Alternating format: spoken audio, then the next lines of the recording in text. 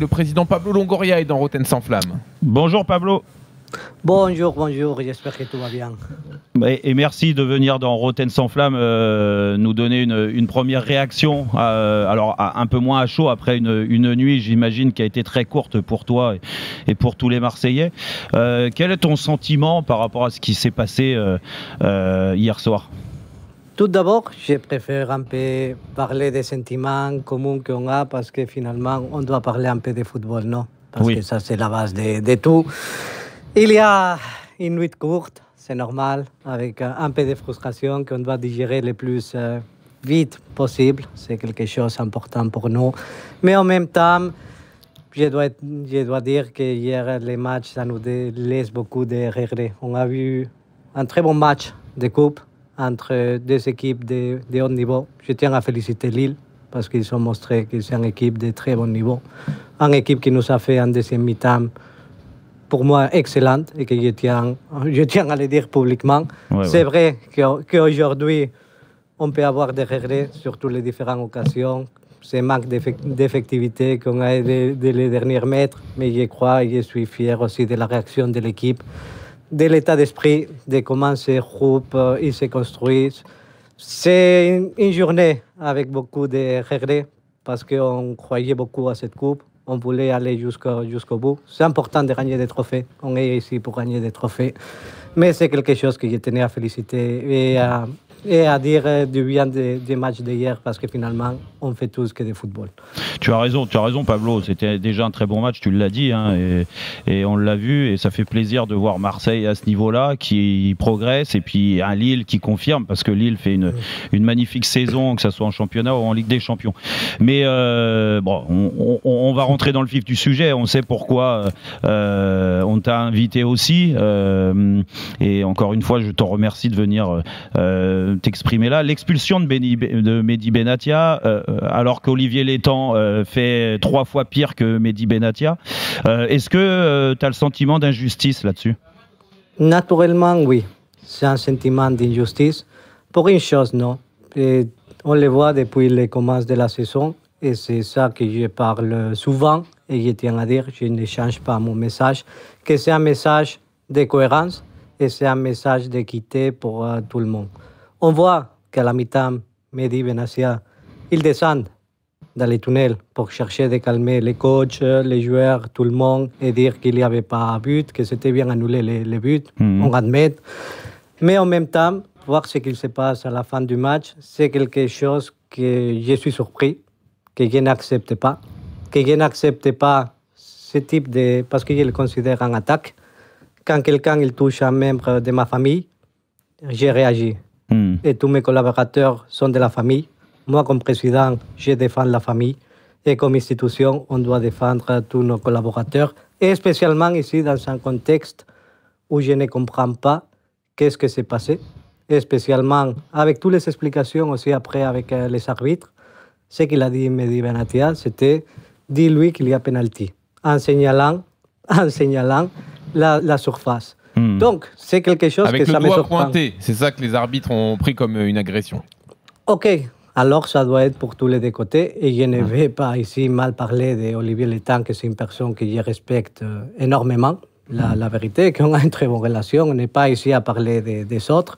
Mais c'est quelque chose que ça m'étonne dans les moments qu'on n'a pas la même égalité dans les décisions et que c'est très facile dans ces moments aller contre l'Olympique de Marseille quand il y a une polémique, quand il y a une tension, quand il y a des décisions. C'est quelque chose que je ne vais pas laisser passer.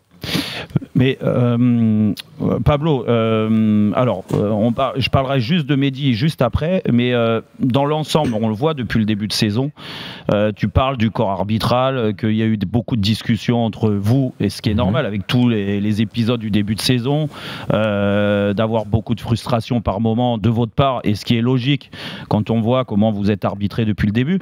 Est-ce qu'il y a quand même une évolution dans ces discussions-là? Qu'est-ce qu'ils vous disent, le corps arbitral? Quand tu sens autant de frustration hier soir, tu dis que tu as eu un discours avec eux. Et ils te disent quoi là-dessus? Ils reconnaissent leurs erreurs? Je parle de deux concepts différents. Un, c'est les matchs et les moments pendant les matchs. Et l'autre, c'est la DTA et toutes les discussions après. Tout d'abord, je tiens à dire une chose. J'aime beaucoup la transparence de la DTA avec tous les communiqués que maintenant ils font chaque début de semaine. Ça, c'est quelque chose que c'est important pour tout le monde. C'est juste de reconnaître les erreurs et c'est humain. Le monde du arbitrage, on le dit depuis toujours que c'est un monde très compliqué. Si je rentre dans les matchs d'hier, je ne vais pas me mettre dans la peau de l'arbitre, de chercher d'arbitrer un match de ce niveau sans la barre, quand il est toujours habitué à arbitrer un match comme ça. Je suis humain et je comprends aussi les difficultés vis-à-vis des arbitres. Oui, mais Pablo, je te coupe, excuse-moi, mais hier tu as quand même soi-disant un des meilleurs arbitres du monde qui arbitre. Donc lui, normalement, n'a pas besoin du VAR, on est d'accord? Je crois que c'est une habitude, Jérôme. C'est quand tu es habitué à arbitrer dans certains types de façons que tu sais que tu as toujours la barre et tu dois changer. Pour les arbitres de touche, c'est plus compliqué pour les hors-jeux. Pour la prise de décision, ça va beaucoup plus vite. C'est vrai. C'est différent et je comprends. Et attention, ce que je ne comprends pas, et je le dis depuis toujours, c'est le manque de cohérence. Je vais au dernier événement, à Rennes.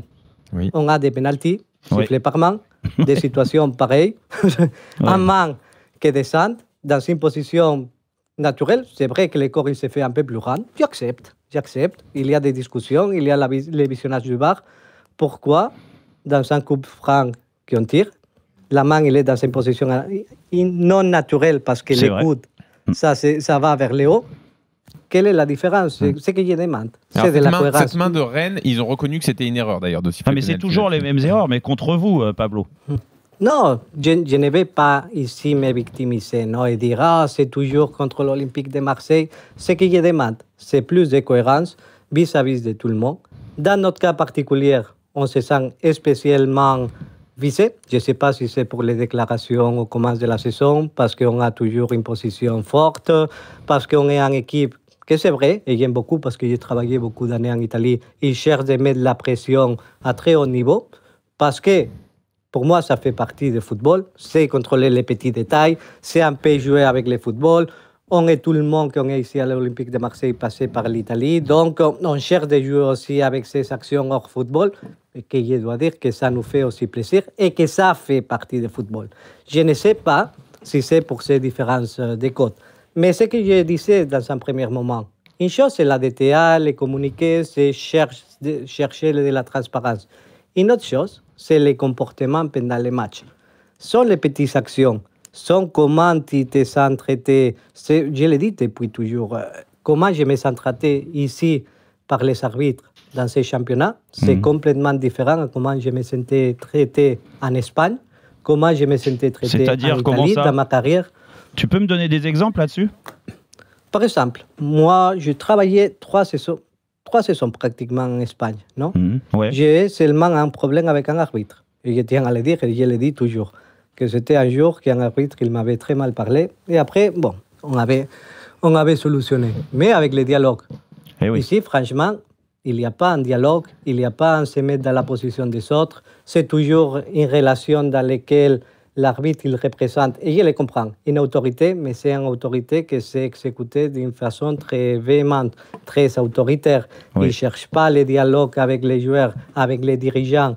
On est tous acteurs du même jeu, on a besoin de tout le monde, il faut une coopération. Je suis clair avec ça. C'est que, mais pour avoir une coopération, ça doit être une coopération de tous les deux parties. Et c'est aussi en train de normaliser les relations de l'arbitre entre tous les différents acteurs, acteurs avec intelligence émotionnelle. Dans un moment, je vous mets la question, non, sur les matchs d'hier. Tu as un but dans les dernières minutes et que les émotions sont toutes les émotions de tout le monde dans les stades, joueurs, dirigeants, arbitres. Les émotions sont à 100 sur 100 pour toutes les deux équipes et tous les deux acteurs. Quel est le plus intelligent dans ces moments que calmer les jeux et que dire à tout le monde, tranquille, le match est fini, on se calme tout le monde. Pourquoi agiter? Pourquoi faire un carton rouge depuis 50 mètres?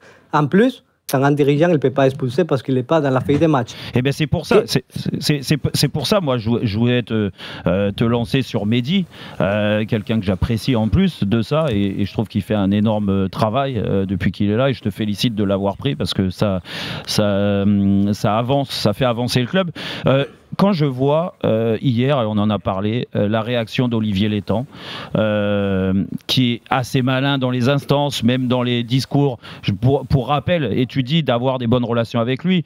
Moi, si j'étais à ta place ou à la place de Mehdi, je me dirais, mais attends, lui, il a voulu que Mehdi Benatia, après l'altercation qu'il avait eue à Lyon, soit beaucoup plus sanctionné, que ça soit une référence en termes un exemple en termes de sanctions. Hier, j'ai quand même l'impression, alors je ne sais pas ce que tu en penses, je te pose la question, qu'il y a quand même un délit de sale gueule avec Mehdi.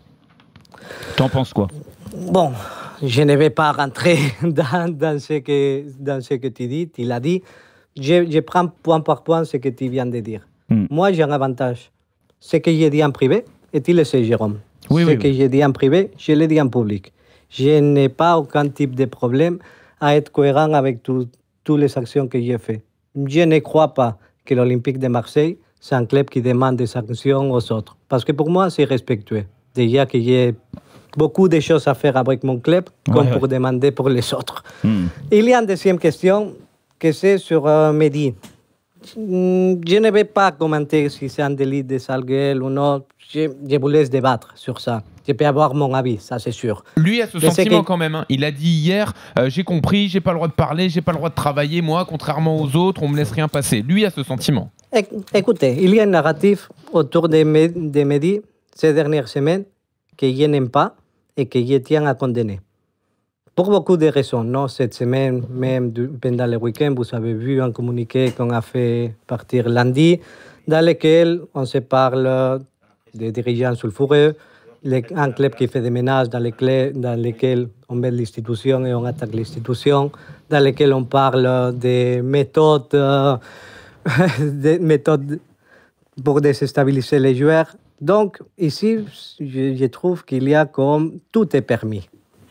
Pour moi, que je défends une institution, et ce n'est pas malheureusement la première fois que cette saison on vit ce type de situation, je dois défendre l'institution, je dois défendre mes collaborateurs. Je ne peux pas permettre qu'il y ait un traitement différent pour un de mes collaborateurs vis-à-vis des autres dirigeants. Mais oui. Je le dis pour moi-même, parce que je ne vais pas parler des autres. Moi-même. Une fois, j'ai été sanctionné cette saison pour dire à un arbitre, tu ne supportes pas la pression, my friend. Mais comme ça, sans dire des autres choses. J'étais menaçant. L'arbitre, il a dit que j'étais menaçant avec ce ton dans lequel je vous l'ai dit. En même temps, on a identifié 5-6 situations dans lesquelles le dirigeant il a dit il joue avec un autre l'arbitre, il a joué avec un maillot dans l'équipe, que l'arbitre n'était pas impartial, il était orienté pour certains clubs. On est l'unique équipe, je crois, qu'on s'est pris des sanctions de la commission de discipline. Mehdi, Assis, moi, jusqu'à où on va arriver. Alors, ça veut dire que les traitements, ce n'est pas les mêmes. Pablo Longoria, le deux poids, deux mesures, on a bien compris, c'est ce que vous ressentez au club. Est-ce qu'il n'y a pas un problème tout de même pour l'image du foot, parce que je sais que vous vous souciez aussi de l'image du foot en général, de voir des dirigeants de club venir sur la pelouse et mettre la pression sur des arbitres directement en fin de match. Peu importe le camp dans lequel ils sont, est-ce qu'il n'y a pas quand même un souci global? Est-ce qu'il ne faudrait pas interdire les dirigeants d'accéder à la pelouse? C'est un sujet d'actualité. Et hier, mon coach Roberto, il a parlé sur ça. Je vous donne mon point de vue. Ici, c'est simple.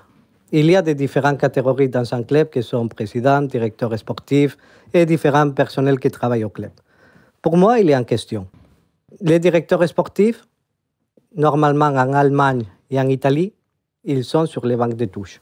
Vous le savez, Jérôme, tu as joué à niveau international, tu sais, quand tu joues contre une équipe allemande, le directeur sportif, il est là-bas. Oui, pourquoi? Oui. Parce qu'il y a un message complètement différent du coach. Et comme Mehdi l'a fait hier, il cherche de calmer les coachs dans des situations pour exposer plus les directeurs sportifs, les directeurs sportifs qu'exposer ton coach. Ça, c'est quelque chose que c'est logique, il se fait dans beaucoup de championnats. La question des autres dirigeants. Pablo, quand Jean-Louis parle de dirigeants, il parle surtout, je pense, parce que moi, sur les directeurs sportifs, je suis assez d'accord avec toi. Ils peuvent avoir accès. Pas tout le temps, mais ils peuvent avoir accès. Par contre, les présidents... Olivier Létang a dit, c'est quand j'ai vu Mehdi Benatia descendre que je suis descendu mais il y a toujours une excuse. Mais non, et les présidents, écoutez, ils n'ont pas à venir. Je vous donne ma vision. Après... Je ne suis pas irréprochable en tribune, tout le monde il est en France, j'écris, oui, mais t'es en tribune. Oui, mais t'es en tribune. Je ne suis pas la personne la plus exemplaire en tribune, et je l'admets. Oui, mais Pablo, est-ce qu'un président doit être au bord du terrain? Moi, j'ai une vision très claire sur ça. Je ne descends jamais. Je descends seulement au tunnel à féliciter mes joueurs ou à saluer mes joueurs ou à passer les moments avec mes joueurs à la fin du match. Jamais je vais avant match, jamais je vais à la mi-temps, jamais je descends à la fin de match, seulement je vais au vestiaire et je salue mes joueurs. Sauf quelquefois dans lesquels si pas l'arbitre, il vient te saluer et il te dit deux, trois choses. C'est normal. Je ne cherche pas de faire ce type de choses. Pourquoi? Parce qu'en Espagne, il t'apprend une chose. Mais je ne vais pas ici juger les autres ou qu'est-ce que ça se fait. Je dis ce que j'ai fait. En Espagne, un président, il reste jusqu'aux dernières minutes du match dans la tribune autorité parce que tu dois représenter ton club. Ça, c'est ma vision. Attention, je ne critique pas les autres, je dis ce que j'ai fait. Pour moi, ça doit être la normalité. Au moins, ce que je vais faire. Très bien. Pablo Longoria sur RMC, c'est le président de l'OM. Mais Pablo, moi, je veux rebondir là-dessus. Tu parles des présidents. Ok, pas de problème. Pour moi, les présidents, ils n'ont rien à faire au bord du terrain. La preuve, c'est que tu regardes les exemples, tu parles de toi, et c'est vrai, on le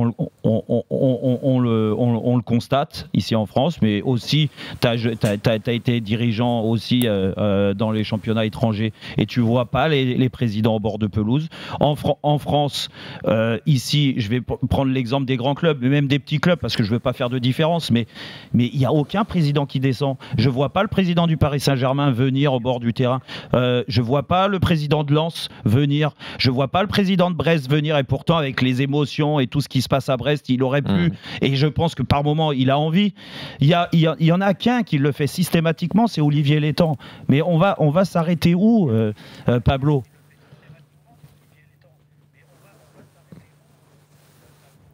Pour moi, il y a aussi une question que j'ai dit, non, je ne peux pas juger ce qu'ils font les autres, chacun il dirige son club comme il veut.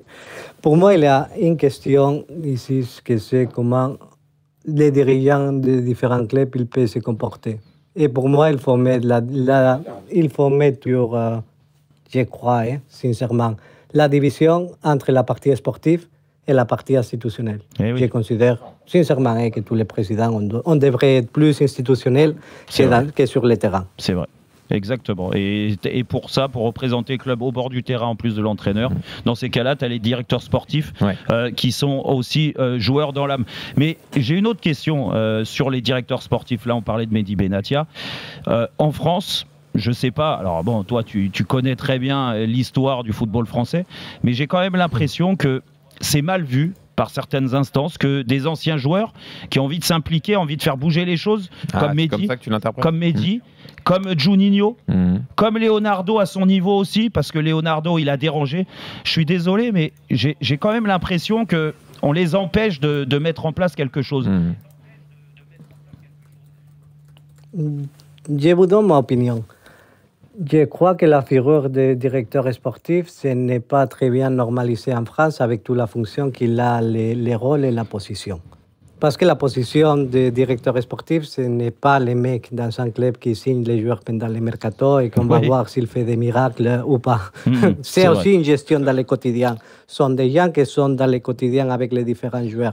C'est normal qu'un directeur sportif, à la fin d'un match, il cherche de créer ces dynamiques de groupe. C'est normal qu'un directeur sportif il soit impliqué avec son groupe. Pour moi, c'est déjà une question de la conception que du rôle et de la signification qu'il y a un directeur sportif, que les instances dans ce moment, ils sont aucun type de considération de ce que ça signifie être directeur sportif. Je vous mettre un exemple. La France, c'est l'unique pays où la fédération il n'a pas le titre officiel de directeur sportif dans la formation. Ouais. Ah oui, c'est incroyable. Oui, c'est vrai. Pablo, on profite de votre présence aussi au lendemain du match. Il y a eu des images assez choquantes de bagarres en tribune entre groupes de supporters de l'OM. Est-ce que juste vous avez lancé une enquête interne pour essayer de comprendre comment on a pu en arriver là et pour que ça ne se reproduise plus?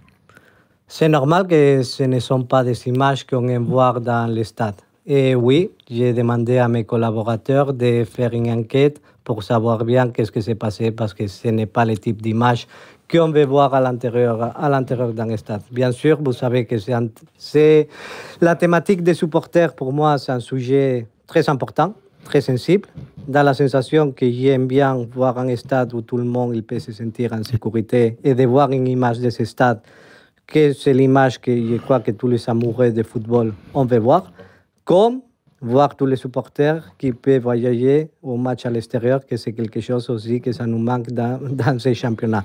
Mais pour moi, oui, c'est normal que comme club, on doit bien analyser ce que s'était passé. Écoute, merci Pablo. Je ne peux pas te laisser partir, Pablo, comme ça, parce que... oui, j'ai une dernière question. Allez.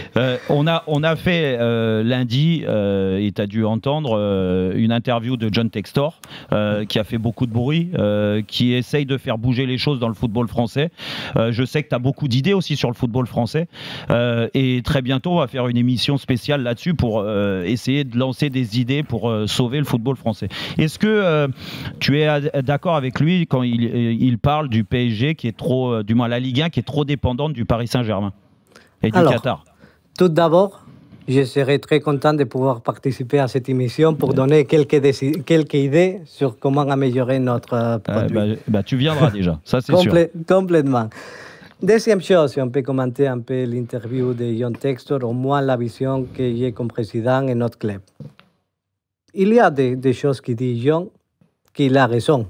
Pour moi, c'est normal d'admettre qu'il y a eu des erreurs dans la négociation commerciale des droits de télévision dans les championnats français. Je crois que tout le monde en est conscient et on subit aujourd'hui les conséquences de ces processus.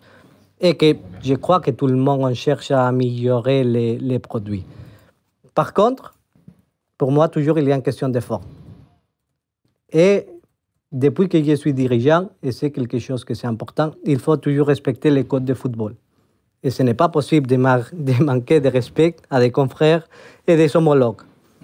Tu peux faire passer tes messages, être d'accord avec les choses, ne pas être d'accord avec les choses, mais toujours dans le respect. Et ce que je ne cautionne pas, c'est ce manque de respect et manque de codes de football dans les comportements, dans les instances vis-à-vis de tes confrères. Finalement, et je tiens à dire une chose, c'est le championnat très dépendant de Paris Saint-Germain. Non, la situation est telle qu'il est. C'est à nous aussi, le reste du club, de chercher de nous adapter dans la compétitivité, de chercher de faire le mieux qu'on peut. Ce que je demande seulement, c'est une réglementation beaucoup plus cohérente. Et ça, c'est quelque chose que j'ai dit beaucoup en privé dans les instances, que c'était une réglementation et changer la réglementation d'inscription des joueurs. Je suis très favorable à avoir un contrôle économique comme il y a dans ce moment en Espagne. Vous avez suivi un peu la question de Barcelone. Pour moi, qu'on peut jouer tout le monde avec les mêmes conditions de jeu et avec les mêmes règles, c'est quelque chose de très nécessaire. C'est pour ça aussi que je ne considère pas que Lyon soit l'équipe la mieux placée pour chercher de parler d'équité après l'inscription aujourd'hui et officialisation du prêt de Thiago Almada. D'accord. Ça pose beaucoup de questions sur la multipropriété, sur comment contourner des lois. Je crois qu'il y a un vide juridique très important maintenant sur l'inscription des joueurs, spécialement avec les interdictions de recrutement. Mais ces questions de la multipropriété, c'est une des questions majeures qu'on doit se poser pour protéger le système et qu'on peut jouer tous les clubs avec les mêmes règles. Non, mais ça me rassure, Pablo. Donc, on n'est pas, à t'entendre, on n'est pas, le football français n'est pas dépendant du Qatar et que ça ne va pas t'empêcher, toi, de ce que tu construis à l'Olympique de Marseille, de viser le titre peut-être dès l'année prochaine. On doit chercher d'être ambitieux, on doit chercher de faire notre mieux, concentrer sur nous-mêmes, chercher de construire ces beaux projets qu'on est en train de construire, que je crois qu'on a amélioré beaucoup sur les jeux dans les 2 derniers mois. C'est vrai. On a un super coach, on a une très bonne équipe. J'aime beaucoup les joueurs qu'on a et le groupe qu'il est en train de se créer. Donc, on doit se concentrer sur nous-mêmes et chercher de prendre les satisfactions et toujours travailler avec de l'ambition. Et Pablo, merci encore. Et en plus, tu as oublié, mais ça, je sais que tu voulais que ce soit moi qui le dise, tu as aussi un des meilleurs directeurs sportifs de France. Voilà. Je le considère un des meilleurs, pas seulement en France, mais en Europe. Mais n'en déplaise au corps arbitral. Par contre, moi, je note un truc, c'est la première fois quand même qu'on fait une interview de Pablo Longoria, on pose pas une question sur le mercato. C'est incroyable quand même. En période de mercato. On laisse tranquille. Et hier, on était avec Patrice Evra. On sait tout ce qui se passe autour de Pablo. Donc voilà. Donc tout va bien en tout cas. Avec un petit commentaire. Oui. Ça, c'est aussi la force de savoir s'entourer avec des personnes comme Mehdi Benassia ou Fabrizio Ravanelli. Écoute, bravo en tout cas, et vraiment du fond du cœur, je te souhaite toute la réussite et de continuer cette progression parce que vous nous faites du bien cette année vraiment.